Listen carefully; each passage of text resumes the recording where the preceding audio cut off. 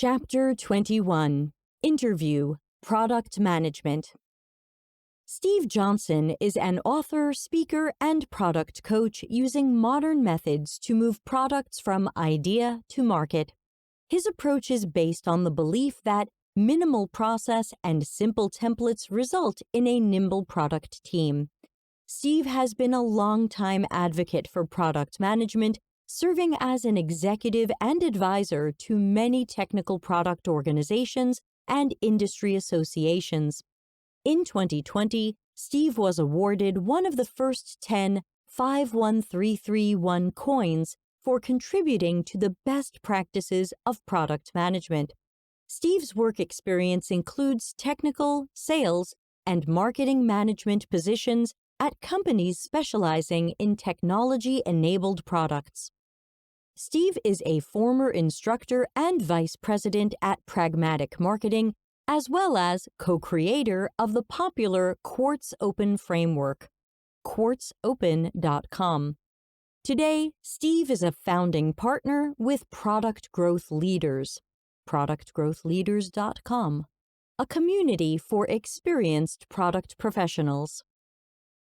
Debbie, how would you define customer centricity? Steve, I like to say, the way to be a consultant is to be from out of town, you have a 4-square grid, and be able to quote Peter Drucker. So here's a quote. Peter Drucker said, quote, "The goal of marketing is to know and understand the customers so well that the product or service fits them and sells itself." End quote. What Drucker refers to as marketing is not promotions and ads. It's what we now call product management. That's customer centricity.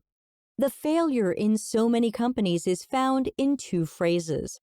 I talked to a guy, which many executives and salespeople consider a completed research study. And the other one is, if we build it, they will come. It's so common that we see developers and product managers saying, okay, we built this thing, who should we sell it to now? Some people say that marketing or promotion is about creating the need for the product, which already tells me you failed. People should need the product, and you should know they need the product because you built the product based on the needs of the market. Verifying and validating that is a key element of the kind of research that UX does and should be doing. Debbie, we often think that if a product manager has a cool idea, we should just get that out as an experiment. Steve, I don't see that as often from product management people as I see it from executives and salespeople. An executive says, I was on a plane reading the airline magazine, and apparently this cloud thing is gonna be a big deal. We ought to put our product in the cloud. It doesn't look that hard to me because it was only like a 3-page article, so make it so. There will always be more demands than available resources. Product managers have to be really good at saying no. Debbie, they have to be strategic gatekeepers. Steve, yes, I worked for a company where I was told that the developers were fundamentally broken. So I went to my lead developer and I said, I hear you guys are broken. He said, it's true we haven't had an official release in quite a while. We've started practicing a thing we call requirements aging. We don't work on anything for a month just to see if it is still a priority a month from now. As we were having this conversation, the VP of development came in and said, stop what you're doing. I'm getting new requirements from the president. The lead developer turned to me with this look of, see what I mean? The following week, I went to the senior leadership meeting and said, I found the problem in development. It's in this room. You need to shut the hell up for a while because one sentence from you is months of work for us. So I'm going to be the new no department. I'll take your ideas and I'm going to write them down. But we're going to finish stuff before we start taking on new work. Debbie, I like the nice euphemistic name for it, requirements aging. Put whatever an executive says in the icebox and see if it defrosts on its own. Steve, exactly. I've worked with teams that have requirements, stories, epics, tasks, or whatever we call them, that have been in queue for a year and a half, because there's always something more important. The frightening thing for product managers is when they finally realize that we can't do it all. We have to have a way of saying, this doesn't align with our strategy, or this isn't the top priority because there are only so many things we can do with the resources we have. My recommended prioritization scheme has 5 factors, 3 of which are around the value to the customer. Then someone asks, who? What customer do you mean? I mean all the customers, the market full of customers. Debbie, I've seen product managers spinning plates, trying to improve a feature or customer task. When they think they're headed somewhere, that VP or executive says, no, you must deliver against these KPIs. What can the product manager do there? Steve, product management is clearly defined in only 20% of organizations. The rest are spinning plates, as you call it, because they have no idea what their job isn't. Somebody says, hey, product manager, we need you to do a wireframe of the UI. And you're like, okay, I guess that's my job. I saw a Reddit thread about what is your favorite prototyping tool? And I said, my favorite prototyping tool is a qualified UX designer.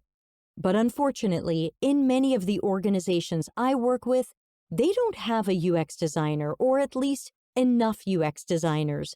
So product managers say, well, I guess I have to do that. Then the salesperson calls and says, hey, I'm talking to a super big client. It could be a huge deal. Can you hop on a plane, come over here, and talk to them about the roadmap? The product manager thinks, off I go. Product managers end up doing things that are outside of their responsibilities and usually outside of their expertise. They're doing UX design. They're doing project management. They're doing content creation for marketing. They're doing sales engineering. What they're not doing is product management. I was on a speaking panel at a conference, and somebody asked what the job of the product manager was. The last panelist said, product managers do everything that no one else wants to do.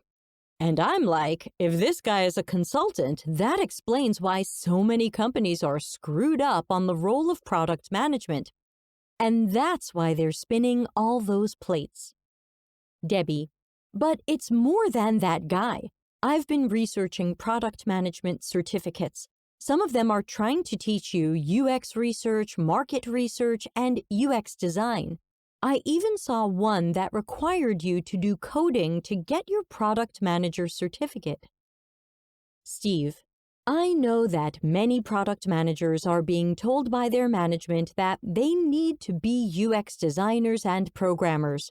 Their reaction is, I guess I need to learn how to do UX design, or I guess I need to learn coding, instead of, hey, why don't we hire somebody for that? Likewise for sales engineering. Product managers are great on sales calls, but it's not product management's job. You know who else is good on sales calls? Company presidents, CTOs. A lot of people are good on sales calls, but that doesn't make it their job. The real problem is that 80% of companies are defining product management based on the holes that they have in their organization. We don't have enough sales engineers, so let's get product managers to do it. We don't have UX design, so let's get product management doing it. Product managers are living in chaos as a result. Unfortunately, there is no professional definition of product management. All of the training vendors are describing their own flavor. Some trainers are defining product manager as product owner / UX designer / something else. It seems anybody can define the role through their own lens, and it's a role that almost everyone has misunderstood. Debbie, speaking of disputes over job boundaries, should product managers be doing interviews? Steve, I want product managers to have the experience of being in the room and seeing problems firsthand. I believe that the interviews don't necessarily have to be done by a product manager or a UX researcher as much as a qualified researcher. I teach people that having firsthand experience with customers is critical. Interviewing them is good. Observing them is better. And they should do this with others, such as product marketers and UX researchers or designers, maybe a dev lead. I always recommend customer visits in pairs. The other person will invariably see things you don't see. In my first product management job, my boss admitted that we didn't know what was happening in the market. He challenged me to do 10 customer win-loss interviews each quarter, and he based my quarterly bonus on completed call reports. Win-loss analysis is the product manager's secret weapon, yet the average high school football team spends more money on win-loss analysis than the average software company. In most of the software companies I visit, the sales team doesn't want anybody else to do it, but they don't want to do it either. Leadership rarely understands why we lose, but they also don't know why we win. We need to have more kinds of research, one of which is a win-loss interview.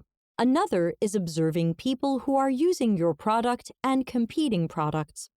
For a sound business case, we must interview non-customers and competitors' customers, both those who use the product and those who are involved in purchasing the product.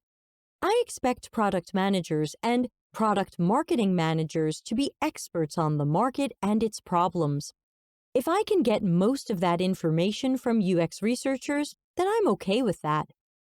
And that's why I distinguish between buyer personas and user personas. Users actually touch the data or the product. They use your product to get their work done. Salespeople have almost no experience with those people. Salespeople have experience with buyers. The buyer personas or the decision makers don't get their hands dirty with the product. If you're trying to learn how to build a better product, you need to talk to people who would be using the product. But a product manager must also understand the buying criteria, or else the product will never get to the ones who use the product. To be successful, we have to understand both the buyer personas and the user personas. It seems to me that understanding the customer and their problem is the center of everything. I continue to meet people who think, in all honesty, that they are getting statistically relevant feedback from the sales force. They believe that they are informed about the market. When I point out to them that salespeople are talking to buyers and not users, it comes as an epiphany, which is good. Debbie, given the sources nudging product managers toward UX skills, do you ever worry that product management and UX will merge? Steve, no. Product management and user experience are entirely different skill sets. People who are merging these two are mistaken. I'm reluctant to say I blame Agile, but I do blame Agile. I love Agile. I can't even fathom doing a 9-month project without doing 90 builds, plus check-ins and validation with customers. The philosophy of agility totally makes sense. But for many teams, theory never made it into practice. Somewhere related to Agile was the pulling of product managers out of their business role into a UX role. I've been in meetings where people say, I don't see why we need both UX and product managers. If you think a product manager's job is designing user experiences and filling out Jira tickets, then yeah, I don't think we need both roles either. But my perspective is that product managers are looking at things through the lens of business.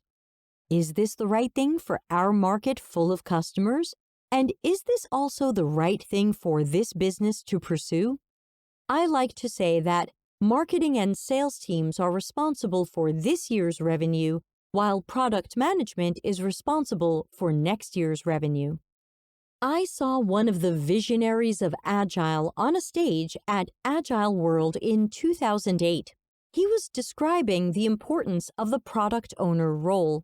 Somebody in the audience raised their hand and said, "But if the product manager is also the product owner, when are they going to do all the other work of a product manager?"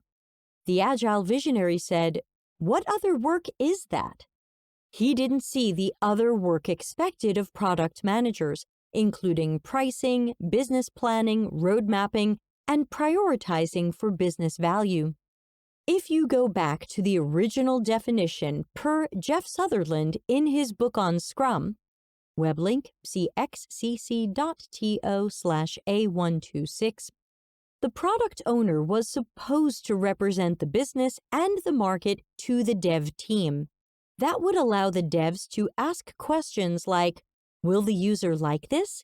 Will this be the right solution for the business? Product owner was intended to be a business role, but then it evolved from a role into a title, and now does the job of what we used to call a business analyst, writing stories and documenting features.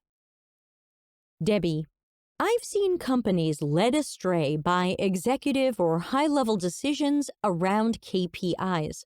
The KPI might be, we want to see users doing more of this. We want to see users clicking this button more. We want to see users getting to this point of the funnel more. That's passed down to the product leader or product manager. The message is, you are under pressure to show a lift in these metrics. The product manager now has to assemble all possible troops, including UX, engineering, and data and analytics. The product manager says, stop whatever you were doing. My ass is on the line to show a 2% lift this quarter in users doing this thing. Steve, absolutely the wrong way to use KPIs. Metrics were never supposed to be weapons. KPIs should be used to identify where friction occurs. As a simple example, we're suddenly seeing an incredible increase in abandoned carts. We've been using a KPI to show that we had 20% cart abandonment, and suddenly we're at 35% cart abandonment. That's a symptom that we need to drill down to learn what in the world is going on. KPIs were meant to provide insight. It's like the dashboard in your car. The dashboard doesn't say, oh my gosh, you're speeding, so I'm going to blow up your car. The thing you choose to measure can be absolutely the wrong thing to measure. It reminds me of the old approach for customer support, which I hope does not exist anymore, where we want reps to get the customer off the phone as quickly as possible. Reps would get people off the phone and close the tickets, even if they didn't resolve the problem. The measure of success in customer support should not be the length of the call. It should be successful customer resolution. What's particularly funny to me is that we spend enormous sums trying to get sales and marketing to be able to talk to customers. But then when customers ask to talk to us, we're like, dude, we have no time. Debbie, I see a world that is speed over quality, where it doesn't matter if this product is really suitable for people or has a good product market fit. We'll figure it out later, or we'll fix it later. I don't mind releasing something now that I know is broken. We'll just make time to fix it later. It's good enough. What can a product manager do on that team or in that environment? Steve, the short answer is probably, you're screwed, you'd better leave. But seriously, quality doesn't matter until it does. Then it's too late. Everybody says, just get it out there, just get it out there, just get it out there. Then they get 1-star reviews, and internally we're asking, how the hell did you allow this thing to get out there? The answer is often, well, let me read back the email you wrote me 2 weeks ago where you said, just get it out there. Nobody cares about quality until customers do, and then it's too late. You've already lost a customer, or You've already had your reputation besmirched in the marketplace. Debbie, I see the MVP as part of the user-centered design process. We create a realistic UX prototype and then use usability testing and other feedback to determine if we're going in the right direction. We don't have to have engineering build it since that could be risky and wasteful. Steve, that's a very, very good point. I wish all companies would embrace this idea of experimentation. Eric Ries said that the most misunderstood point in his book, The Lean Startup, was the MVP, and that he made a simple mistake. He called it a minimum viable product. MVP should stand for minimum viable prototype. As Eric Ries talks about it, the MVP is an experiment. It's not supposed to be a product you sell. It's a product that doesn't have a lot of functions yet. Maybe it just does this one function. We present it to customers and get their feedback. Debbie, I guess he didn't feel like creating a new edition of his book to clear that up. What would you say is the optimal role and utilization of a product manager? Steve, there are 3 roles that are often assigned to somebody with one title of product manager, and they're very different roles. There's a strategy role. What products are we going to build for what markets at what price point? I call this product strategy. It's the business role. There's a second role that I call product planning, which is taking the business rationale to a technical team, which absolutely should include a UX designer, describing the problems that we want to solve next and letting the team determine the right way to solve those problems. And then a go-to-market role that I call product growth, which asks, how do we find the optimal market segments at the optimum price point? And how do we promote to those segments so that they know that we have solved this incredible problem? So when we say product manager, that's too fuzzy. What kind of product manager? Strategy, planning, or growth? My friend and company co-founder, Grant Hunter, says that product management is what connects corporate strategy to product execution.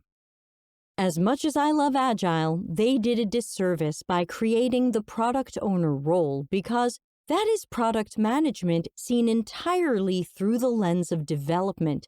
Those are the things that developers wanted. That's fine, but that is a subset of the scope of product management. In my first job in product management, I went to the dev team and I said, I really want to do well here. How can I be a valued member of this team? I was a little terrified that they were going to ask me to make better prototypes, but what they said was, tell us about what's going on in the market. What are the trends in the market? What are the top 3 issues facing our target buyers? Tell us about some deals that we recently won. Tell us about some deals that we recently lost. Tell us about what promotions you're planning to run. It was fascinating to me and a very good experience. My dev team wanted me to be a business-oriented product manager who is sharing all the stuff that is going on with the product. After all, it's their product too. They love their product, or should. My friend, Rich Smirnoff, says that being a product manager is a lot like parenting. I think really good product managers, and probably UX designers and developers as well, love the product that they work on. They want to see it grow up, become popular with a lot of friends, and have a good life. There aren't that many people outside of that triumvirate of product manager, designer, and developer that think of the product that way. Everybody else thinks of it as a cog, a widget, or a unit. But for us, they're children. Debbie, what can product managers do differently to help shepherd more customer centricity? Steve, I have a phrase I've used for 30 years. Opinions, while interesting, are irrelevant. You need customer data to offset all of these incredible opinions. Jim Barksdale, when he was at Netscape, said that if we have the data, let's look at the data. If all we have are opinions, then we'll use mine. Product management and products should be market-informed and data-informed, not anecdotal and not opinion-driven. It's too expensive. One customer said they'd like it, and now you're going to build a whole product for them? Seriously? Don't you want to find out if people want this thing before you go any further? Debbie, but we ran a survey that said everyone wants it. Steve, ha ha ha, yes, data can be tortured into any form you want it to take. I would really want to look at the way you wrote those survey questions. I got a survey the other day from one of those political parties. It was hysterical. It was just one leading question after another, including phrases like, "Don't you agree that?" or "What do you think about the failed attempts at?" Somebody somewhere is going to claim that this is good data, but it's absolutely not. I once visited a customer and he said, "When are you going to hire a UX designer? You have the worst user interface of any product I have ever used." I asked him to say that again into the microphone. He was glad to repeat that he freaking hated our product's user interface. The next day, I'm in a development meeting. We don't have a UX designer on the team. The developer was saying, "I know we have some performance problems, but you've got to admit, people are going to love our user interface." I said, "Hang on, I have a little recording I'd like you to listen to." I played the recording, and the developers were thunderstruck. Luckily, they took it to heart. They didn't try to dismiss it. They started asking questions about how to improve the customer experience. Our opinions are irrelevant. We need our customers to guide us. I'm not saying getting our customers to tell us what to build. Customers are almost always wrong about what feature to build. Instead, I want our customers to tell us the problems they're trying to solve, or let us observe the problems that they are having, whether they know about their own problems or not. Then we can use our skills to design a brilliant solution. Bad product managers act like servers in a restaurant. "What do you want? I'll get the kitchen to make it for you." Good product managers are like orchestra conductors. They choose the music, but they don't play the music. They choose the venue and the ticket prices, but they don't market and sell the tickets. Our goal in product management is to systematically turn good ideas into successful products.